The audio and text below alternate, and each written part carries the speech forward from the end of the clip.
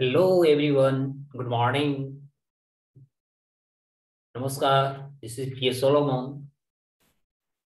Today I am going to discuss a burning topic. This is a affair of social security, internal security and social affairs also. तो यह हमारा एक सामाजिक भी मुद्दा हो जाता है, आंतरिक सुरक्षा का भी मामला बन जाता है. And this topic is known to be Naxalism in India. आज का हमारा टॉपिक है, आज का जो हमारा विषय है यह नक्सलिज्म इन इंडिया है, नक्सलवाद, भारत में नक्सलवाद. सबसे पहले we must know that which types of challenges before these people that they are compelled to have the gun, have the bomb, and they are going through genocide, homicide. तो यह अपने आप में एक बहुत बड़ा हमारे पास प्रश्न बनता है कि आखिर ऐसा क्या चुनौतियां हैं, ऐसी क्या प्रॉब्लम्स हैं जिसके कारण ऐसे लोग नेशनलिज्म की ओर जा रहे हैं, गन उठा रहे हैं, एक मानव ही दूसरे मानव को कत्ल कर रहे हैं, खून खराबा कर रहे हैं. तो क्या इसके पीछे केवल वो वैसे व्यक्ति ही जिम्मेवार है, या मैं भी, हमारी गवर्नमेंट, हमारी पॉलिसी तथा अनेकों प्रकार के जो नीति निर्धारण किए जाते हैं, नीति और का निर्माण जो किया जाता है, क्या वे इसके लिए जिम्मेवार नहीं? समस्या तो एक बहुत बड़ी है और इस समस्या को हम कह सकते हैं कि डिसिप्लिन्ड वे में, एक ऑथेंटिक वे में इसे स्टडी करने के बाद ही इसकी फाइनल रेजोल्यूशंस को निकाला जा सकता है. जिस तरह से Bharat, India is suffering this types of challenges from this challenges, not only India, I am talking about global, this is a problem. ये दुनिया का समस्या बन चुका है. लाइक अमेरिका का में भी हमने देखा, दिन प्रतिदिन हम अफगानिस्तान में देखते हैं, Pakistan, Bangladesh, Myanmar, Sri Lanka, all of these Nations, ये सारे राष्ट्रों में दिन प्रतिदिन, फ्रांस में भी हम आतंकवाद, नेशनलिज्म की समस्या को देख रहे हैं. तो आखिर क्या ऐसी समस्या है जो एक व्यक्ति ही दूसरे व्यक्ति को खून खराबा करने को आतुर हो जाता है? Which types of actions must we compel them that they have to do these types of activities? This is not permitted to do. This is not permissible. In spite of it, they are doing. What's the reason? The reasons is that. तो ये सारे चीजों में आज हम जो चर्चा करेंगे, नक्सलिज्म इन इंडिया, तो इसमें बहुत सारे चीजों को डिस्कस करेंगे. जैसे करंट में भी, वर्तमान में क्या चल रहा है, नक्सलिज्म है क्या, एक इसके क्या कारण हो सकते हैं, सरकार की क्या इसके लेकर के पॉलिसीज है, नीति है, आगे क्या होगा और इसका कंक्लूजन क्या होना चाहिए. These are the sub topics which can be discussed here, जिसको हम पूर्ण रूप से यहाँ पर डिस्कशंस करेंगे. और यह हमारा जो है हैंड रिटन आज का मटेरियल है, इस पे मैं पूरा का पूरा डिस्कशंस करूंगा. What Indian constitution says, which types of provisions has been taken, and if you are talking in spite of different types of schemes and programs which have been initiated by our central government and state government, these are welfare, social reformer. In spite of it, if we all are suffering from this challenge, this means to say something, there is a hole, something there must be, कहीं ना कहीं उसमें कोई ना कोई loop hole है, कुछ समस्याएं हैं. यही कारण हो सकता है कि नक्सलिज्म, वो मानता हूं कि गवर्नमेंट की पॉलिसीज को लेकर, या हम कह सकते कुछ सोशल एक्टिविस्ट जिस तरह से इसमें एक बहुत बड़ी रिफॉर्म करने की कोशिश कर रहे हैं, तो मैं मानता हूं कि पहले की अपेक्षा इसमें कुछ कमियां आई है. लेकिन पूरा का पूरा इसको समाप्त कर देना, समाप्ति की ओर बढ़ना, यह आज नहीं, एक लंबी समय से हम इस तरह की चुनौती से जूझ रहे हैं. तो वर्तमान के प्रदेश को यदि हम देखते हैं तो हमने देखा कि छत्तीसगढ़ के सुकमा, जो बीजापुर है, सुकमा बीजापुर, वहां पर हमने देखा कि भारत के 22 सेना शहीद हो जाते हैं. 30 और अदर हमारे जो सेना थी वो बुरी तरह से इंजर्ड हो जाती है एक नक्सल अटैक में. अब हम बात करें कि व्हाट इज नक्सल या नक्सलिज्म. नक्सलवाद है क्या? तो एक्चुअली नक्सलवाद का सबसे पहले यदि हम शुरुआत देखते हैं तो 1967 में इसकी ओरिजिन होती है। और जो इसकी 1967 में ओरिजिन होती है वह पश्चिम बंगाल के एक गांव का नाम था नक्सलबारी। नक्सलबारी से ही नक्सलिज्म का जन्म होता है, ओरिजिनेशन होता है। तो 1967 में सबसे पहले नक्सलिज्म का नक्सलबारी गांव जो पश्चिम बंगाल में पड़ता है वहां से इसकी शुरुआत होती है, जिसकी नेतृत्व दो लोग कर रहे थे, चारू मजुमदार और सेकंड जो थे कानू सान्याल। चारू मजुमदार और कानू सान्याल ये दोनों के नेतृत्व में सबसे पहले नक्सलिज्म का ओरिजिनेशन की जाती है 1967 में नक्सलबारी गांव में, जो पश्चिम बंगाल में पाया जाता है। इसमें क्या होता है कि नक्सलवाद की जो मेन इनकी जो मोटो होती है वह हिंसा करना, अपनी एक तरह से हम कह सकते हैं नक्सलिज्म जो है, टेररिज्म जो है, these are all consider to be pressure group. ये सारे के सारे हमारे दबाव समूह के भी पार्ट होते हैं। ये डायरेक्टली और इनडायरेक्टली हमारी जो गवर्नेंस है, हमारी जो एडमिनिस्ट्रेशन, हमारी जो सोवरेनिटी है उस पर वो दबाव बनाते हैं, जिससे कि इनकी जो मोटो है वो फुलफिल किया जा सके। यानी दबाव बना करके अपनी इच्छा के अनुरूप कार्य कराने के लिए ये दबाव मुख्य रूप से बनाते हैं, जिससे कि हम देख सकते हैं कि इसमें एक बहुत बड़ी, यदि हम इसकी पार्टनर की बात करें या इसकी रिप्रेजेंटेशंस की बात करें, तो जो कम्युनिस्ट गुरिल्ला ग्रुप्स हैं यह मुख्य रूप से सबसे ज्यादा हम कह सकते हैं फैला हुआ है, सबसे ज्यादा फॉर्म इसका देखने को मिलता है। गुरिल्ला ग्रुप के पास जो एक्टिविटीज होती है वह मुख्य रूप से जो होता है, यह खास तौर पे यदि आप देखेंगे तो ये सीक्रेट कर सकते हैं, छुप छुप करके अटैक करना, पॉलिसी का निर्माण करना, जिसमें आम जनता, आम नागरिक, सिविलियंस तथा देश के जो हमारे सिक्योरिटी पर्सनल्स हैं, सुरक्षा में जो हमारे सेनाएं हैं, वो डायरेक्टली या इनडायरेक्टली वो इस अटैक का सफर करते हैं। जैसा कि इसकी हिस्ट्री की ओर आ रही है और हम देखें तो भारत में यदि देखा जाए तो कुछ ऐसे क्षेत्र है जिसको पूरा पूरा रेड कॉरिडोर में बदल दिया गया है।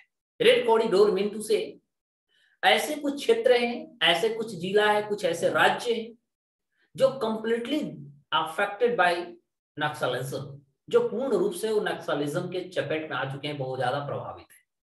और इस आधार पर हम देखें तो भारत के दक्षिणी भारत जो हमारा आंध्र प्रदेश है, आंध्र प्रदेश से लेकर के उत्तरी भारत, बिहार का जो हमारा नेपाल बॉर्डर लगता है, आंध्र प्रदेश से लेकर के हम नेपाल के बॉर्डर तक हम कह सकते हैं कहीं ना कहीं रेड कॉरिडोर में बंध आ चुका है या रेड कॉरिडोर में इंक्लूड हो चुका है। यानी पूरा पूरा जो क्षेत्र है, यदि हम दक्षिण वाले बॉर्डर को देखें, उत्तरी वाले बॉर्डर को भारत का देखें, तो दोनों बॉर्डर तक हम कह सकते हैं कि नक्सलिज्म डायरेक्ट और इनडायरेक्टली रूप में स्प्रेड कर चुका है। इसमें मुख्य रूप से देखा जाए तो एक रेडिकल जो कम्युनिस्ट, उनको फार लेफ्ट यानी बहुत दूर, वो हमारे देश की जो कल्चर है, जो हमारे देश के आप कह सकते हैं स्पिरिचुअलिटी है, उन्हें कहीं ना कहीं उनकी आस्था नहीं होती या उनकी प्रोपेगेंडा अलग होती है, तो जिसको लेकर के उनकी अलग अपना एक स्ट्रेटजी होती है, आइडियोलॉजी होती है, चाहे वो पॉलिटिकल आइडियोलॉजी हो, चाहे उनका सोशल आइडियोलॉजी हो। और इस चीजों को हमने देखा कि सबसे पहले इसको डिराइव करने वाले जो थे, इस तरह के जो शिक्षा को फैलाने वाले थे, उनका नाम था माओ जेडोंग।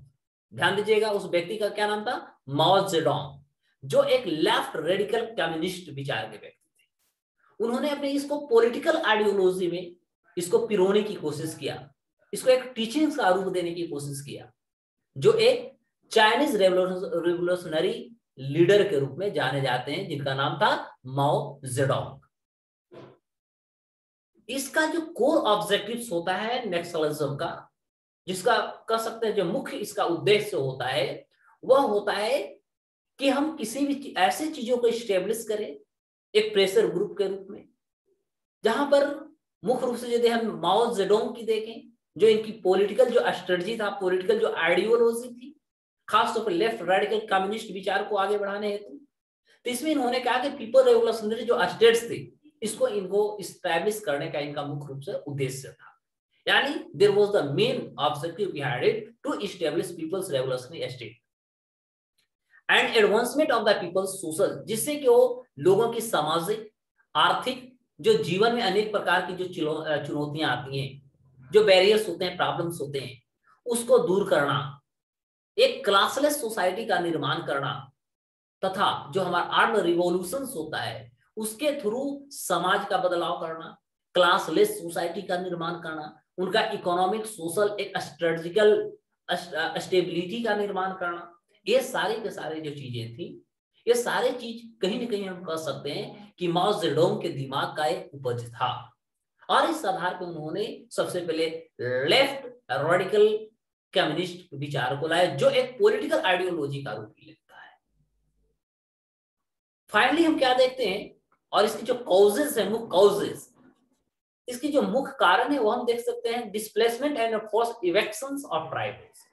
यानी हम कह सकते हैं कारण क्या हुए कि जो हमारा ट्राइबल इलाका था उसके पीछे अनेक कारण हो सकते हैं। जिस तरह से अभी हम बहुत ज्यादा अर्बनाइजेशन की ओर बढ़ रहे हैं, शहरीकरण की ओर जा रहे हैं, तो जंगलों की कटाई, उसको या तो हम एग्रीकल्चरल लैंड में रिफॉर्म कर रहे हैं, उसको बदल रहे हैं, ट्रांसफॉर्म कर रहे हैं, या फिर हम वहां पर एक टाउनशिप का निर्माण करने में लगे हुए। तो कहीं ना कहीं जो ट्राइबल इलाके वाले ऐसे जो नागरिक थे, ट्राइब्स थे, इनको अपनी कल्चर, सोसाइटी तथा इनकी जो अपनी बिलीफ थी, ट्रस्ट थी, उसमें इनको कहीं ना कहीं लगा कि बाहरी जो हमारा पावर्स हो रहे हैं, बाहरी जो नागरिक रहे हैं, उनका इस पे एक बहुत बड़ा अटैक हो सकता है और हम अपने आप को इनसिक्योर हो जाएंगे। तो यह जो हुआ डिस्प्लेसमेंट एंड फोर्स एविक्शन, हम प्रेशर बनाए कि आप इस जगह को खाली कर दो, जहां पर वो कई दशक से वहां पर रह रहे थे, तो ये भी एक समस्या बनी।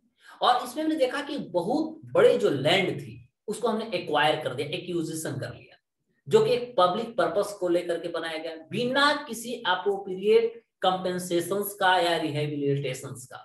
उनसे हमने जमीन को अधिग्रहित कर लिया, उनकी जमीन को हमने छीन लिया, लेकिन उसके लिए उनके किसी भी प्रकार के हम कंपनसेट नहीं किए, क्षतिपूर्ति नहीं दिया।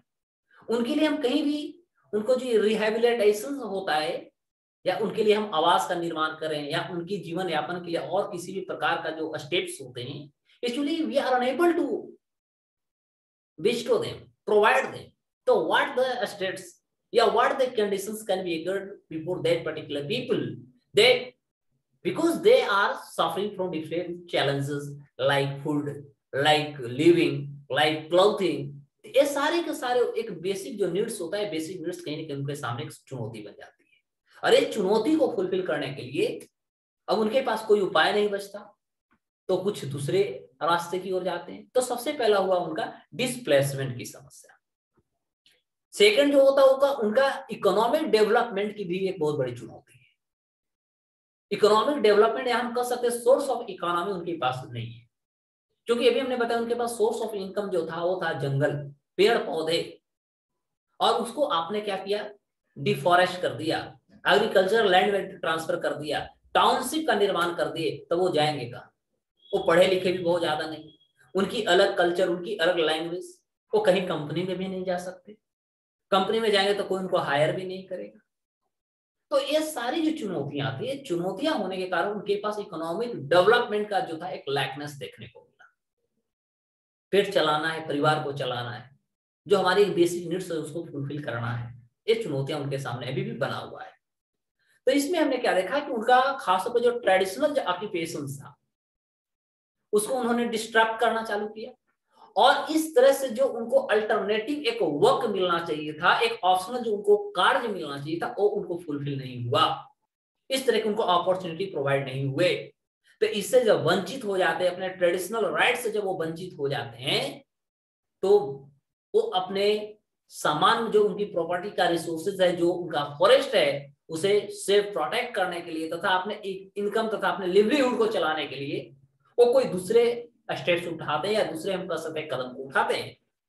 तो सबसे पहला हम कह सकते हैं कि यह वो है उस तरह के लोगों, गवर्नमेंट तथा बहुत सारे ऐसे जो एनजीओस हैं, इस सारी की रेस्पॉन्सिबिलिटी बनती है कि यदि आपने उनकी जमीनों का अधिग्रहण कर लिया, टाउनशिप कर लिया, एग्रीकल्चरल फील्ड बना दिया, तो उनके लिए भी आप कुछ व्यवस्था करो।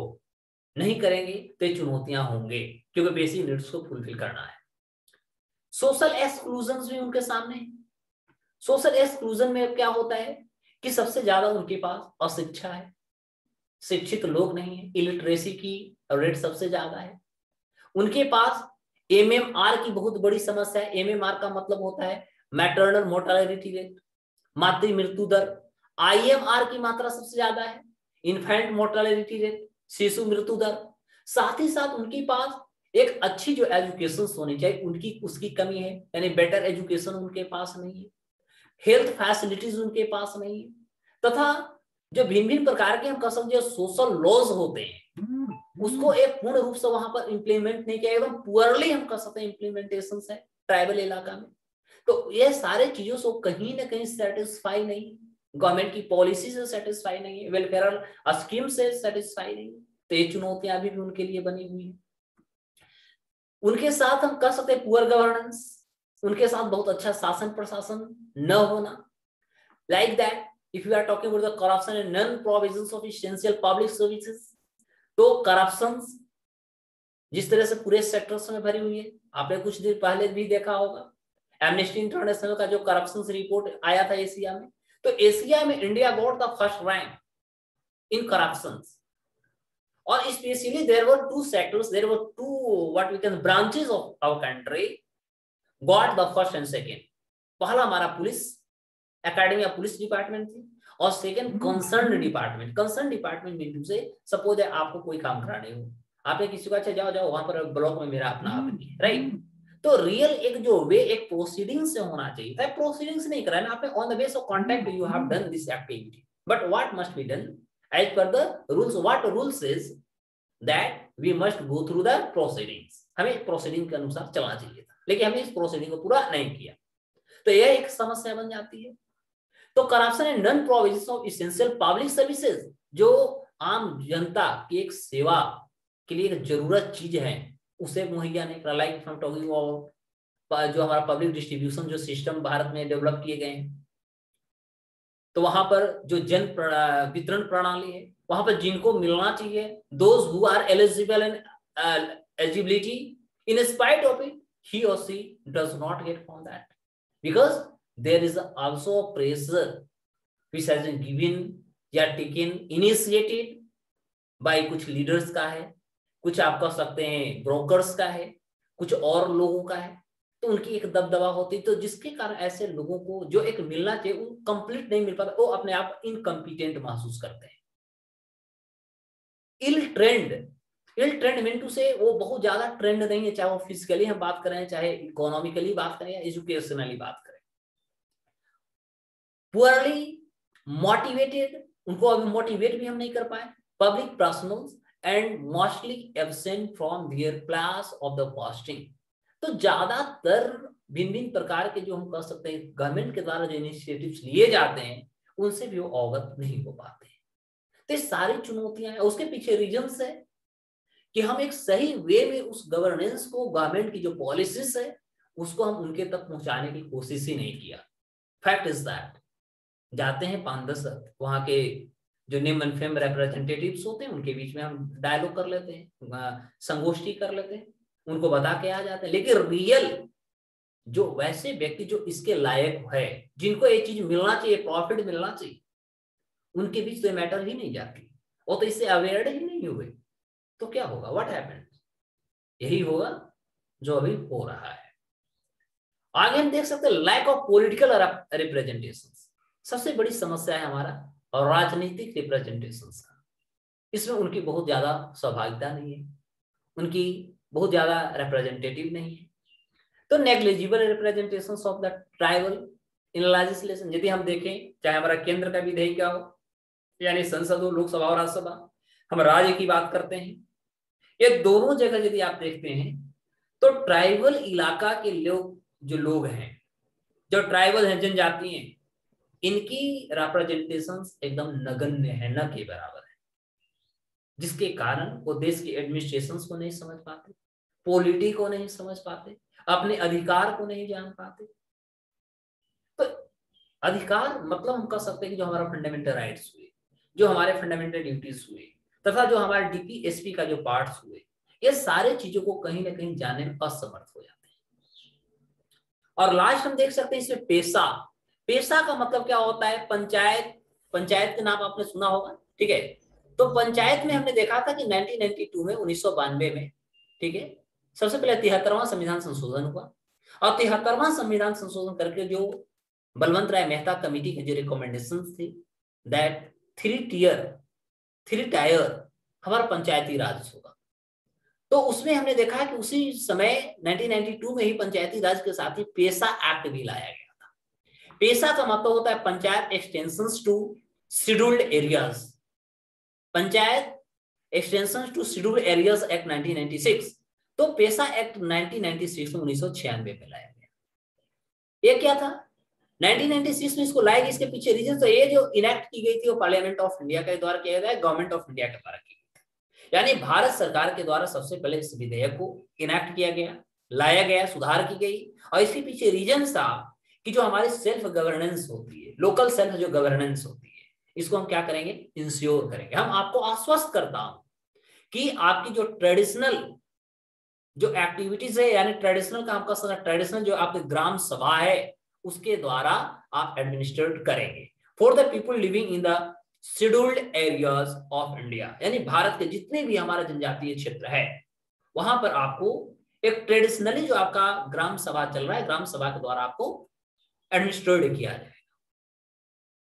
लेकिन इसमें भी बहुत सारी चुनौतियां का हमने देखा, लाइक यदि आप आर्टिकल 243 का ZE को देखते हैं, भाग 9 का A को देखते हैं, तो इसके लिए जैसे आप देख सकते हैं कि जो हमारा इनर परमिट लाइन होता है भारत के नॉर्थ ईस्ट राज्यों में लागू है, तो इनका भी एक अपना एक कंसेप्ट थी, वह था पेशा एक्ट के अंतर्गत।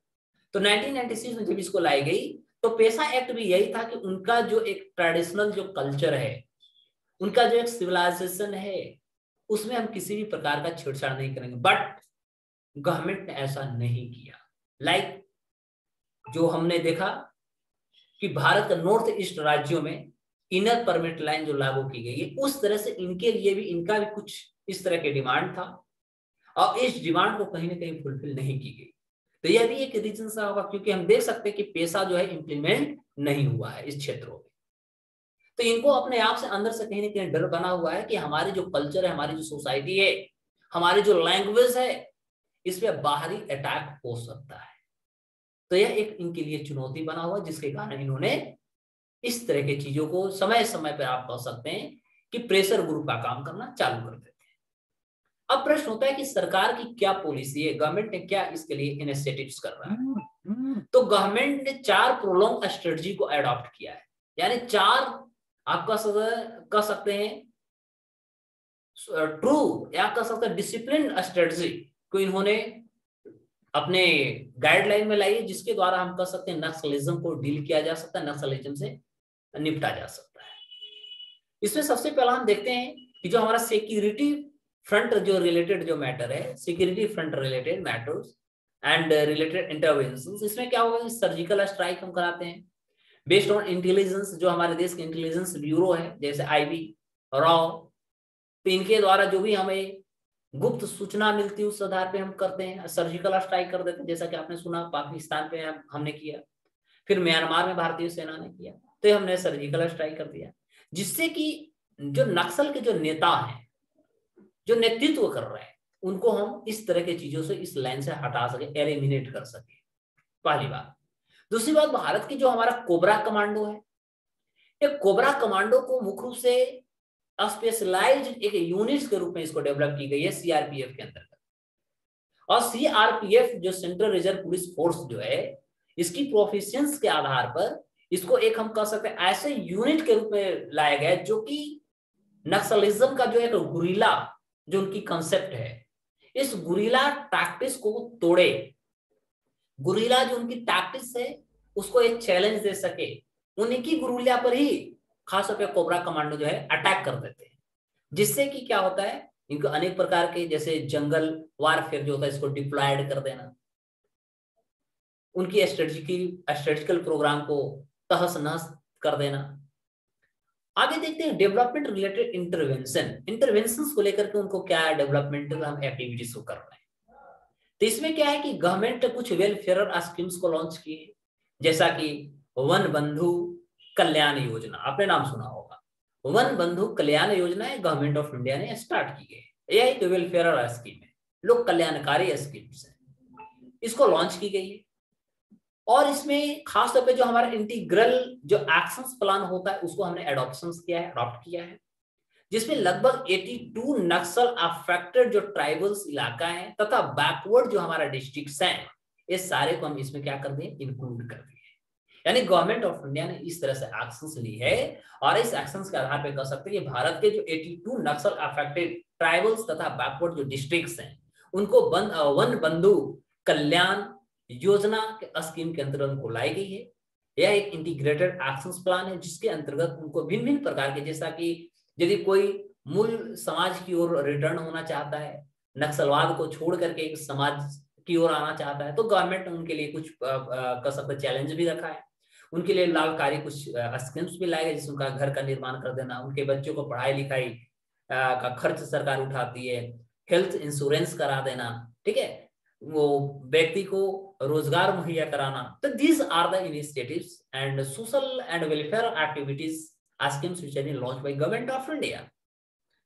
उसके बाद राइट टू इंटाइटलमेंट्स की यदि हम बात करें तो इसके लिए भी कुछ गवर्नमेंट ने प्लान लाई है।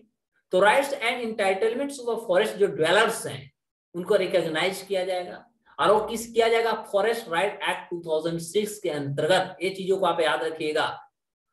तो फॉरेस्ट राइट एक्ट 2006 में एक आया, इसके अंतर्गत राइट्स एंड इंटाइटलमेंट ऑफ जो फॉरेस्ट ड्वेलर्स हैं, यानी वहां के जो जनजातियां जो जंगल में रहते हैं, उनके लिए कुछ प्रावधान लाई गई है।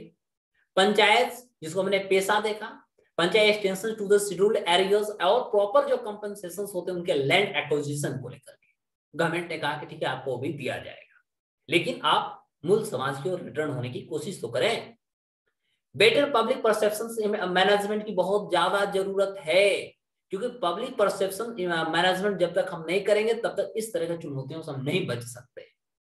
तो इसमें क्या होगा कि हम एक सिविक एक्शंस प्रोग्राम को शुरू करेंगे, और यह शुरू कौन करती है, एक प्रोग्राम को लॉन्च भी किया जा चुका है। भारतीय जो हमारा सीआरपीएफ का जो हमारा बटालियन है, यूनिट्स हैं, तो वो इस तरह के प्लान और इस तरह के स्कीम्स भी उनके बीच में ला रहे हैं। जो क्षेत्र जनजातीय या नक्सल प्रभावित जो क्षेत्र हैं वहां पर वह इस तरह के सिविक एक्शंस प्रोग्राम्स को लॉन्च किए हुए हैं, जिसमें उनको मेडिकल कैंप्स के आधार पर उनकी मेडिकल चेकअप कराई जाती है, उनको जांच कराई जाती है, दवा इत्यादि इत्यादि जो भी मेडिकल से रिलेटेड एक्टिविटीज होते हैं उसको फुलफिल कराती है। सैनिटेशन ड्राइव, साफ सुरक्षा का ख्याल, इसको लेकर के अवेयर करना। स्पोर्ट्स मीट कराते हैं बीच बीच में, कबड्डी, फुटबॉल, क्रिकेट मैच इत्यादि गेमों का वहां पर ऑर्गेनाइज कराना।